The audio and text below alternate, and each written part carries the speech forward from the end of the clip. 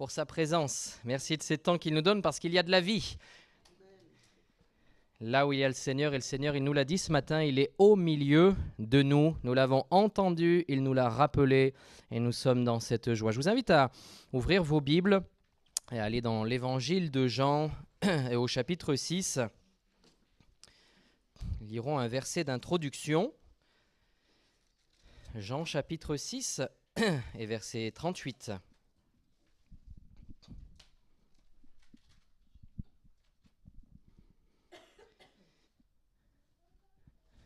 Voilà, donc Jean chapitre 6 et verset 38. « Car je suis descendu du ciel pour faire, non ma volonté, mais la volonté de celui qui m'a envoyé. » Amen.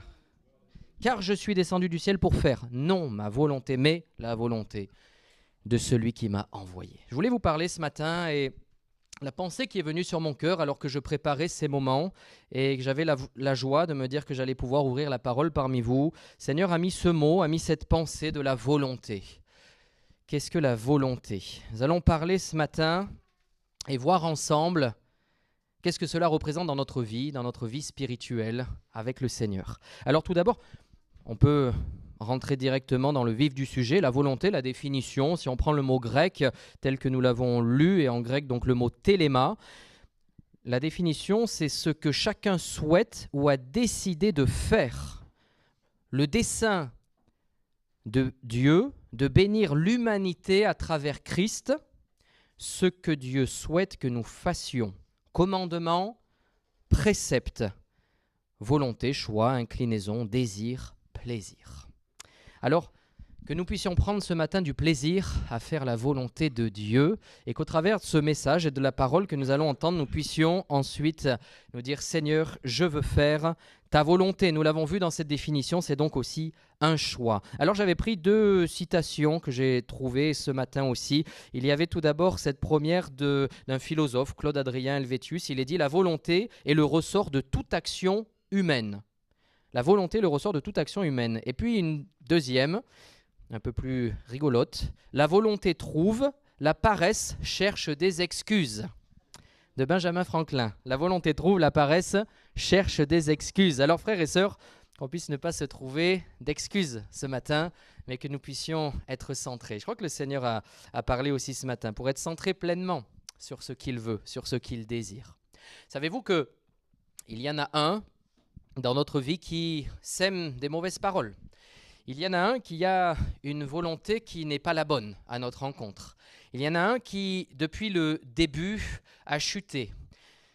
Dieu l'a vaincu, c'est vrai, mais il est important quand même de nous rappeler ce matin que dans notre vie, il y a une puissance ténébreuse qui voudrait nous faire du mal, qui voudrait nous atteindre, qui ne peut pas, et nous le savons parce que Jésus a vaincu la mort, a vaincu l'ennemi de nos âmes. Mais c'est important de pouvoir voir et entrer dans le détail, de voir aussi que notre ennemi a une volonté. L'ennemi de nos âmes a une volonté. Alors j'aimerais lire avec vous un texte qui nous parle de la volonté de l'ennemi de nos âmes. Dans Ézéchiel chapitre 28 et verset 2. Ézéchiel chapitre 28 et verset 2.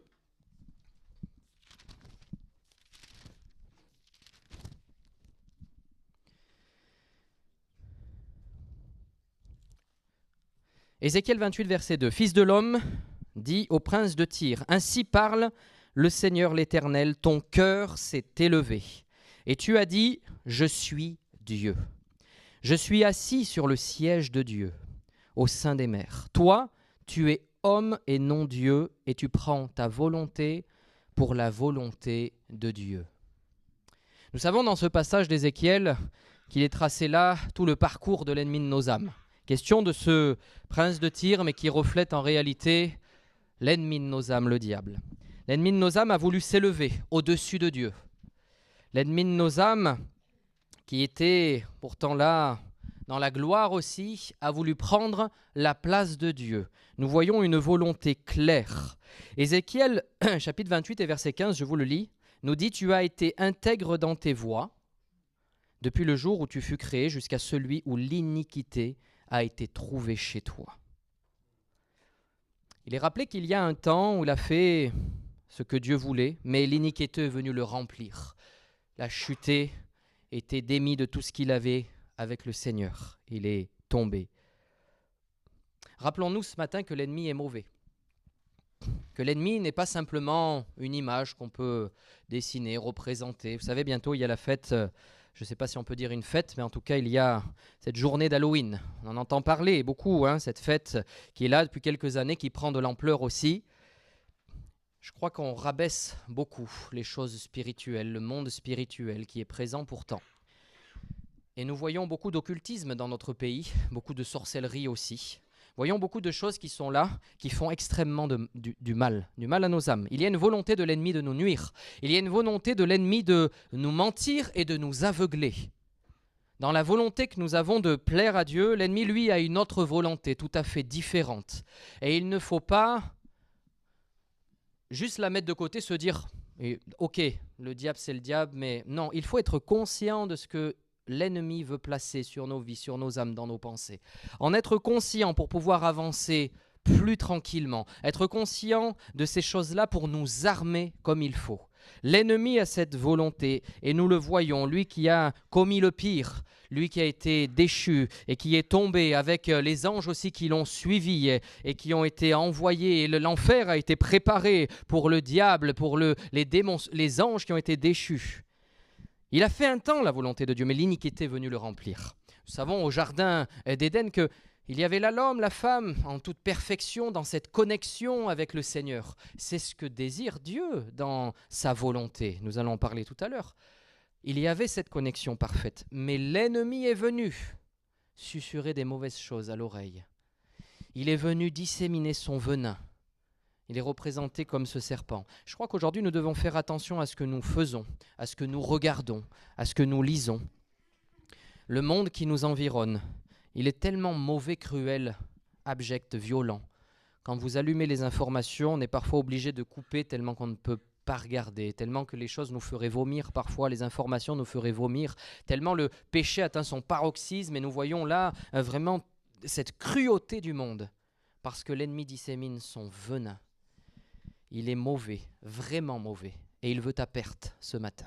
Il désire que tu passes l'éternité en enfer, c'est sa volonté. Il désire que tu puisses ne pas être avec Dieu, il désire que tu puisses tomber avec lui. Il sait que les jours sont comptés, il sait que le retour est proche, il sait qu'il a perdu. Mais ne négligeons pas la volonté de l'ennemi de nous nuire. Réalisons ce qu'il veut faire, réalisons ces choses-là. Et quand il y a toutes ces fêtes qui sont là, ne faisons pas de compromis. Ne disons pas c'est juste un costume, c'est juste pour rigoler. Parce que je crois que dans le monde spirituel, il ne faut pas rigoler. Je crois que dans le monde spirituel, il faut faire attention à ce qui nous entoure. Le Seigneur nous dit de discerner les esprits aussi. Le discernement des esprits. Le Seigneur veut qu'on puisse être rempli de son Saint-Esprit. Le Seigneur désire qu'on soit rempli de son Saint-Esprit. Alors que l'ennemi veut nous nuire, que l'ennemi nous ment, nous avons besoin de discerner pour discerner quel est le mensonge et quelle est la vérité. Nous l'avons chanté ce matin, il est la vérité, le chemin et la vie, alléluia. Il faut discerner ce qui est bon et ce qui est mauvais. Lui, il est mauvais, terriblement mauvais. Certains rigolent avec le diable, certains se déguisent même en diable et disent voilà, il est comme ci, comme ça, il y a l'enfer avec ses flammes de feu. En fait, c'est terrifiant, c'est absolument terrible. Le monde se perd et nous devons avoir cette volonté, nous, de rester droit avec le Seigneur. Dans 2 Timothée, chapitre 2, verset 26, je vous le lis, il est dit « Revenez à leur bon sens, ils se dégageront des pièges du diable qui s'est emparé d'eux pour les soumettre à sa volonté. » 2 Timothée 2, verset 26. Revenus à leur bon sens. Revenus à leur bon sens, ils se dégageront des pièges du diable. Voyez-vous le plan de l'ennemi ? Voyez-vous ce qu'il veut mettre, les bâtons dans les roues, les mauvaises pensées? Il s'est emparé d'eux pour les soumettre à sa volonté. Si on n'appartient pas au Christ, malheureusement, on appartient à l'ennemi de nos âmes.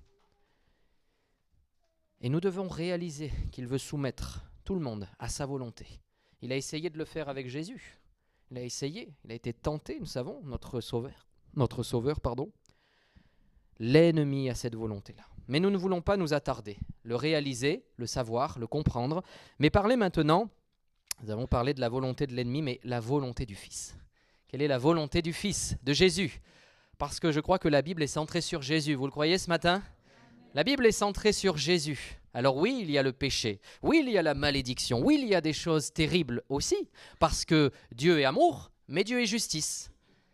Dieu est amour, mais Dieu est justice et il nous révèle sa justice. Le Saint-Esprit nous convainc de péché, de jugement, de repentance. Alléluia. La volonté du Fils. Jean chapitre 6 et verset 38, nous l'avons lu, car je suis descendu du ciel pour faire, non ma volonté, mais la volonté de celui qui m'a envoyé. La volonté de celui qui m'a envoyé. Alors, ce qu'on peut dire de la volonté du Fils. Rappelons-nous qu'il y a plus de 2000 ans, il a quitté la gloire, là où il était, dans la gloire. Il a quitté cette gloire et il est venu en chair et en os. Comme nous, aujourd'hui, nous sommes là, il est venu aussi. Et j'ai noté une chose importante, c'est qu'il est soumis à la volonté du Père. Quelle est la volonté du Fils? D'être soumis à la volonté du Père. Déjà, c'est un point extrêmement important. C'est là que nous réalisons tout l'amour de Jésus aussi, parce que Jésus a accepté de quitter la gloire pour venir dans ce monde, n'ayons pas peur des mots, pourri par le péché qui ronge absolument tout. Il est soumis à celle du Père. Se soumettre à la volonté du Père. Il ne passe pas dessus ce que le Père lui demande. Il écoute, il connaît la parole, il est la parole et nous savons qu'il va écouter. Il est Dieu, c'est vrai. Réalisons que Jésus est venu. Et en chair et en os, il était Dieu, mais il était homme aussi. Parfaitement Dieu, parfaitement homme, mystère pour nous. On ne peut pas vraiment réaliser, mais se dire, Seigneur, tu l'as fait, et tu l'as fait pour nous. Parce que c'est la volonté du Fils de faire la volonté du Père. Il est Dieu, mais il sait que, il y a une chose importante, il sait que la chair a des désirs contraires. Jésus va être tenté, Jésus va souffrir, Jésus va passer par des moments d'angoisse, par des moments terrifiants. Ce matin, alors que nous avons pris la Sainte Seine, il est tellement important de chaque jour nous rappeler de ce que notre Sauveur a fait. Chaque jour nous rappeler qu'il a souffert. Avant de souffrir, il a été dans l'angoisse la plus totale. Rappelons-nous qu'il a bien voulu faire la volonté du Père. Ça veut dire se dépouiller de sa gloire, venir dans ce monde, et ça veut dire aussi être rejeté de tous. Il a été rejeté de chacun. Si on avait été au temps de Jésus, nous l'aurons aussi. On l'aurait aussi rejeté, parce qu'on n'aurait pas tout compris, parce qu'on aurait suivi la foule. On l'a rejeté. Il a été rejeté, il a été angoissé jusqu'à l'extrême. La Bible nous dit que des grumeaux de sang coulaient de son front. C'est un phénomène extrêmement terrible qui veut dire que l'angoisse est tellement forte qu'il y a un phénomène qui se passe en nous et ces grumeaux vont couler. C'est une angoisse absolument extrême. Je crois qu'il a connu la pire angoisse qu'on peut connaître. Être emporté par ces personnes qui lui voulaient tant de mal, qui allaient le faire souffrir à l'extrême. Aller sur une croix. Et nous savons qu'en ce temps-là, et avec toute cette, les Romains aussi, le peuple romain qui était là, et toutes ces souffrances atroces par lesquelles faisaient passer les hommes et les femmes, Jésus allait passer par là, il le savait. Il savait exactement ce qui l'attendait. Il le savait. Il allait être capturé. Il n'a pas fait demi-tour. Il a été tenté. Il a été dans un corps semblable au nôtre et il a angoissé jusqu'à l'extrême. Alors, je crois qu'il peut tout pour nous. Ce matin, nous avons chanté qu'il est la vie. Il peut tout pour nous. Peut-être tu es angoissé à l'extrême, il peut tout pour toi. Peut-être tu as une maladie dont tu penses que tu ne peux pas te débarrasser, mais Jésus a vécu bien pire que ça. Et il peut t'en faire sortir ce matin. Parce que les vies brisées sont restaurées en Jésus. Parce que les cœurs abîmés sont restaurés en Jésus. Ça, c'est par sa volonté. Par sa volonté, parce que Jésus a fait quelque chose d'exceptionnel, c'est qu'il a laissé passer sa propre volonté pour faire la volonté du Père. Il a été là en prière, il a demandé aux disciples de prier, mais les disciples se sont endormis, parce que leur volonté n'était pas encore totale, parce qu'ils n'étaient pas encore assez prêts. Ils se sont endormis parce qu'ils ne réalisaient pas encore le poids de ce combat spirituel. Jésus, lui, savait qu'il devait faire la volonté du Père, s'est mis en prière, a demandé la prière. Il est venu pour les réveiller et a dit « Mais il faut prier maintenant, ayez cette volonté de prier. » Il a continué à prier, il a souffert jusqu'à l'extrême, il est allé jusqu'au bout. Il est Dieu, mais il sait vraiment que la chair a des désirs contraires parce que lui-même, nous le savons, avait ses sentiments, était ému de compassion, a pleuré, a aussi vécu toutes ces tentations-là, mais il se soumet au Père. Il se soumet au Père, il n'a pas péché. Il n'a pas péché une seule fois. Il est notre véritable sauveur. Jean chapitre 5 et verset 30, le chapitre juste d'avant, celui que nous avons lu, donc Jean chapitre 5 et verset 30, sur la volonté du Fils. Il est dit dans Jean chapitre 5 et verset 30, « Je ne puis rien faire de moi-même, selon que j'entends, je juge, et mon jugement est juste, parce que je ne cherche pas ma volonté, mais la volonté de celui qui m'a envoyé. » Je ne cherche pas ma volonté, mais la volonté de celui qui m'a envoyé. Jésus est venu pour servir. Il est venu pour servir. Il s'est donné lui-même. Et il ne cherche pas sa volonté. Nous avons parlé tout à l'heure de l'ennemi de nos âmes qui va chercher sa volonté, qui va chercher vraiment à prendre le pouvoir et la place de Dieu. Jésus, lui, cherche à faire la volonté du Père, la volonté de celui qui m'a envoyé. Amen. La volonté du Fils ne se met pas en opposition à celle du Père. Il est question aussi dans ces textes de la Trinité. Il y a le Saint-Esprit, il y a le Père, il y a le Fils, cette Trinité divine. Dieu, et nous voyons Dieu en trois personnes, mais le même Dieu. Amen. La volonté du Fils. Luc, je vous le lis, Luc chapitre 22 et verset 42. « Père, si tu voulais éloigner de moi cette coupe, toutefois que ma volonté ne se fasse pas, mais la tienne. » Voilà la prière de Jésus. À la place du Fils, je crois que nous aurions demandé à une armée d'anges de nous délivrer. Je crois qu'à la place de Jésus, on aurait dit « Allez, je veux tout stopper maintenant. » C'est un miracle ce qu'il a accompli. Mais Jésus va regarder à la victoire de la croix. Il va regarder à la chute de l'ennemi. Il va regarder à la défaite de l'ennemi. L'ennemi venait le tourmenter, venait essayer de tourner, de le détourner du plan de Dieu. Mais Jésus va regarder à la victoire de la croix. Je vous le lis, Jean chapitre 4 et verset 34. Jésus leur dit « Ma nourriture est de faire la volonté de celui qui m'a envoyé et d'accomplir son œuvre. » Amen. Voilà la volonté du Fils ce matin. Et nous voulons nous rappeler la volonté qu'il a eue. Il est venu, il est bienvenu sur terre et il a accompli la volonté du Père. Amen. Cela m'emmène donc à mon troisième point ce matin, la volonté du Père. Quelle est la volonté du Père ? Jean chapitre 1, verset 12. Jean chapitre 1 et verset 12. Mais à tous ceux qui l'ont reçu, à ceux qui croient en son nom, elle a donné le pouvoir de devenir enfants de Dieu, lesquels sont nés non du sang, ni de la volonté de la chair, ni de la volonté de l'homme, mais de Dieu. Alléluia. De la volonté de Dieu. Sa volonté, c'est de nous voir devenir enfants de Dieu. La volonté du Père, et depuis le commencement, c'est le plan du salut. C'est que nous puissions être délivrés de nos péchés. C'est que nous puissions être purs, ce qui était impossible pour nous. Mais c'était sa volonté que nous puissions devenir purs, lui être agréables pour rétablir la connexion. La volonté du Père, c'est que nous puissions devenir enfants de Dieu, selon la volonté de Dieu. Dans Colossiens chapitre 1, verset 1, il est dit « Paul, apôtre de Jésus-Christ, par la volonté de Dieu. » Paul, apôtre de Jésus-Christ, par la volonté de Dieu. Quelle est la volonté du Père ce matin ? La volonté du Père, c'est que nous puissions devenir ses enfants, que nous puissions retrouver notre papa, un Père qui est dans le ciel, un Père qui a un amour plus grand que tout l'amour qu'on peut trouver sur cette terre, un amour qui nous dépasse. On se dit, le Seigneur aurait pu très bien nous laisser. Dieu aurait pu nous laisser dans notre péché, notre misère. Mais son amour est tellement grand qu'il désire que nous puissions être avec lui pour l'éternité. Colossiens 1.1 nous rappelle que Paul a été apôtre de Jésus-Christ par la volonté de Dieu. Il désire, sa volonté c'est d'être ses enfants, mais sa volonté c'est aussi de nous appeler à le servir. La volonté de Dieu c'est de nous appeler à le servir. Et je crois que quand vous vous êtes engagé, il y a ce feu, il y a ce zèle. Et le Seigneur ne te dit pas, tu t'es engagé, c'est bon, il n'y a plus rien à faire.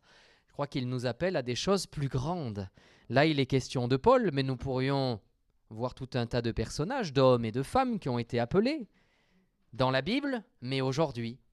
Et je crois qu'il n'y a pas que certaines qui sont appelées. Je crois que tous nous sommes appelés. Amen. La volonté du Père, c'est d'appeler. C'est d'appeler ses enfants et de leur dire « j'ai besoin de toi ». Alors qu'en réalité, nous sommes dans notre misère, Dieu vient nous chercher, on aurait pu dire « mais Dieu, tu n'as pas besoin de nous ». Mais sa volonté, c'est que le salut, c'est que la mission, c'est que Dieu nous envoie, nous. C'est ça la réalité. C'est sa volonté de nous envoyer sur la terre et partout sur la terre, jusqu'aux extrémités des nations. Pour répandre le salut, il veut se servir de nous et que nous puissions être ses instruments. Ne l'oublions pas ce matin. Et si peut-être le feu est parti, si peut-être le zèle de l'évangile est parti, alors remettez les chaussures ce matin pour ce zèle de l'évangile. Remettez les chaussures pour parcourir le monde. Parcourir le monde, c'est pas forcément partir à 10 000 kilomètres. Parcourir le monde, c'est déjà toquer à la porte de mon voisin. Parce que la volonté du Père, c'est de se servir de nous. La volonté de Dieu, c'est de nous remplir de sa force, de sa puissance, pour que nous puissions aller.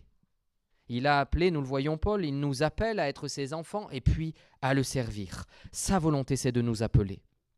Dans Éphésiens chapitre 1, verset 5, je vous le lis, il est écrit « Nous ayant prédestinés dans son amour à être ses enfants d'adoption par Jésus-Christ, qui est notre avocat, selon le bon plaisir de sa volonté. » Selon le bon plaisir de sa volonté. Ne l'oublions pas ce matin, c'est selon la volonté de Dieu que nous pouvons être là et que nous sommes appelés, c'est selon le bon plaisir de sa volonté.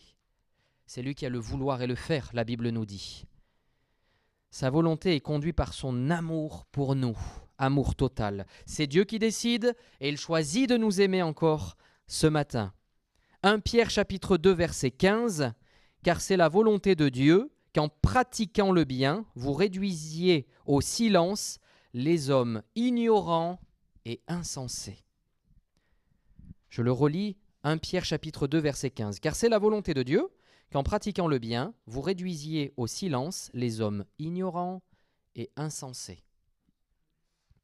En relisant ce passage, je nous vois dans notre monde, dans notre société, dans notre pays, dans notre région, tant de souffrances, tant de haine, tant de personnes ignorantes et insensées aux yeux de Dieu, en se confiant sur une intelligence humaine et non l'intelligence de Dieu. Ô combien nous avons une tâche importante, et c'est la volonté du Père, que nous puissions être ses instruments. Sa volonté, c'est que nous puissions ne pas laisser le mal se répandre autour de nous. Ne laissons pas le mal se répandre autour de nous. Ne soyons pas défaitistes ce matin, s'il vous plaît, qu'on puisse ne pas être défaitistes. Se dire, pourtant il y a des raisons, il y a tellement de raisons d'être défaitiste quand on voit ce qu'il se passe, mais la Bible nous le dit, nous l'enseigne, nous dit mais ne doutez pas, ne craignez pas, parce que Dieu est aux commandes. C'est sa volonté de nous appeler, c'est sa volonté de nous envoyer. Il veut, il désire nous envoyer, qu'on puisse être réceptifs. Et nous l'avons dit, c'est un choix. Ce qui m'emmène à ma transition pour ce dernier point ce matin avec vous. La volonté du disciple. Nous avons parlé de la volonté de celui qui nous veut du mal, de la volonté de celui qui s'est donné pour nous, de la volonté de celui qui a envoyé Jésus, et maintenant parlons de la volonté du disciple, la volonté de l'enfant de Dieu. Dans Romains chapitre 1 et verset 10,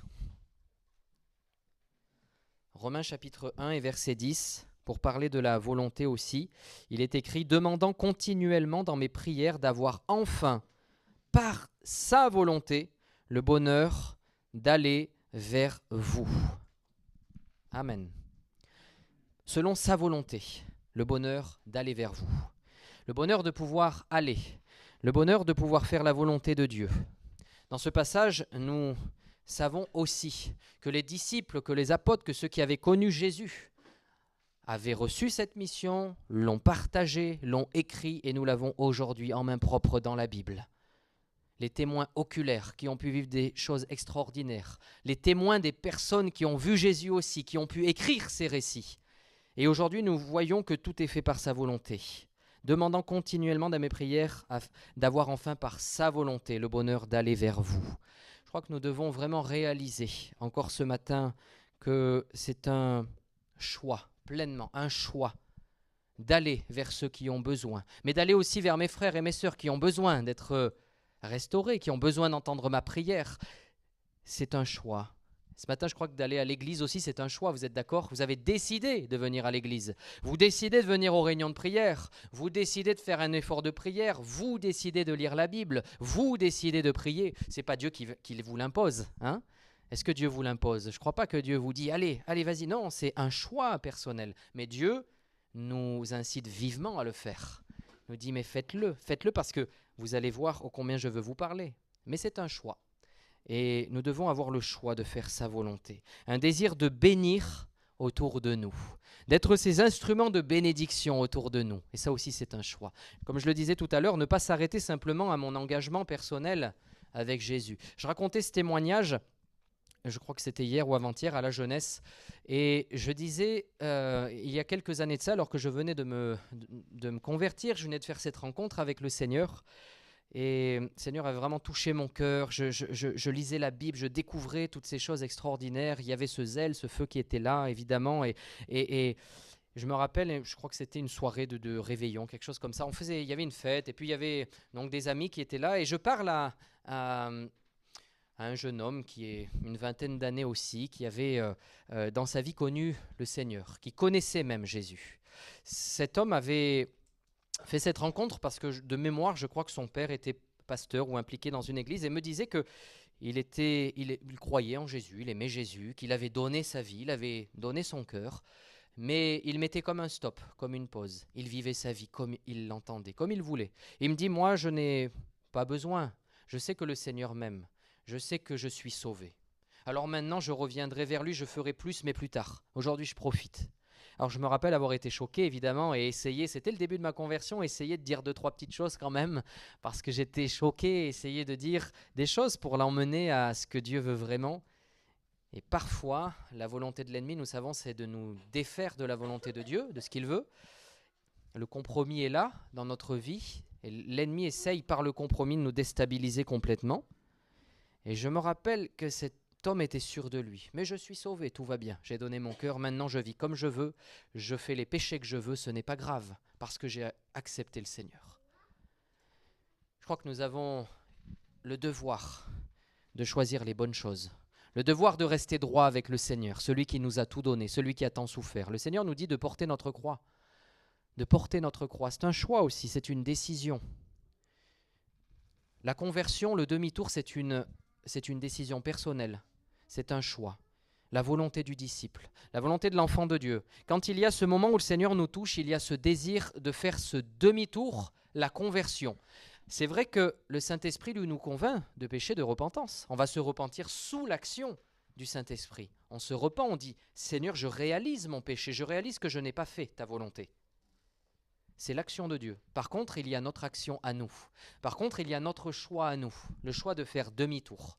On peut comprendre certaines choses, mais des fois ne pas faire ce demi-tour. Le Seigneur nous dit non au compromis ce matin. Non au compromis. Il faut que cet amour grandisse, que cet amour nous rende capables de marcher tous les jours avec lui, chaque jour avec lui, en faisant sa volonté. Éphésiens 5,17 nous dit « C'est pourquoi ne soyez pas inconsidérés, mais comprenez quelle est la volonté du Seigneur. Ne soyez pas inconsidérés. Cherchez la volonté de Dieu comme Jésus l'a fait. Comme Jésus a pu souffrir, laisser des choses de côté. Nous aussi, nous savons qu'en tant qu'enfants de Dieu, il y a des moments difficiles, des moments de peine, de tristesse, mais beaucoup plus de moments de joie, parce que chaque jour, nous pouvons réaliser le salut, nous pouvons réaliser la joie qu'il met en nous, l'avenir sûr et certain, l'espérance de la vie éternelle. Cherchez la volonté de Dieu comme Jésus l'a fait. Et que nous puissions dire que ton règne vienne, que ta volonté soit faite sur la terre comme au ciel. Que ce soit notre prière ce matin. Que ta volonté soit faite sur la terre comme au ciel. Soyons ensemble, frères et sœurs, remplis du Saint-Esprit. Débordons du Saint-Esprit. Dans les temps troublés que nous vivons, dans les temps de difficultés que nous vivons, nous avons besoin d'être remplis du Saint-Esprit à ras-bord. Amen. Nous avons besoin de parler en langue. Nous avons besoin de discerner les esprits, comme on l'a dit tout à l'heure. Nous avons besoin d'interpréter les langues. Nous avons besoin de prophétiser, d'avoir des paroles de sagesse, de connaissance.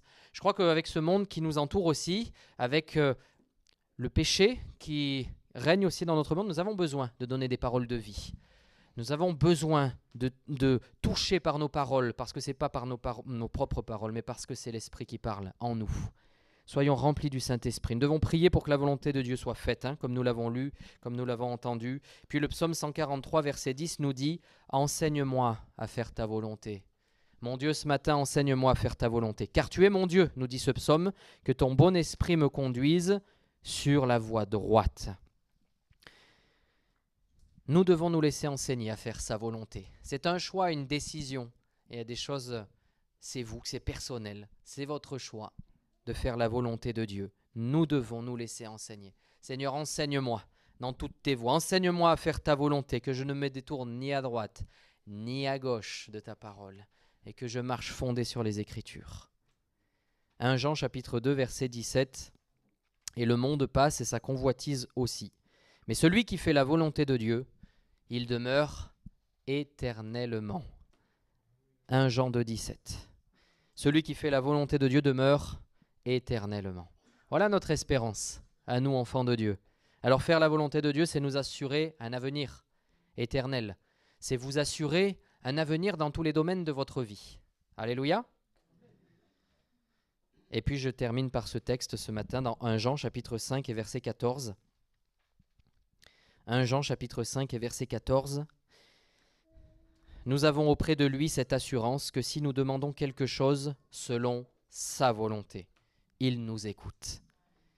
Alors oui, il nous faut demander selon sa volonté. Et nous croyons que quand nous demandons, quand je demande quelque chose qui plaît au Seigneur, alors les choses vont se faire, les choses vont bouger, parce que nous le faisons selon la volonté de Dieu. Gloire à Dieu.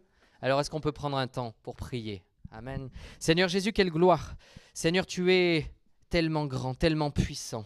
Quelle joie nous avons encore ce matin, Seigneur mon Dieu, à pouvoir lire ta parole, lire ces enseignements que tu nous donnes.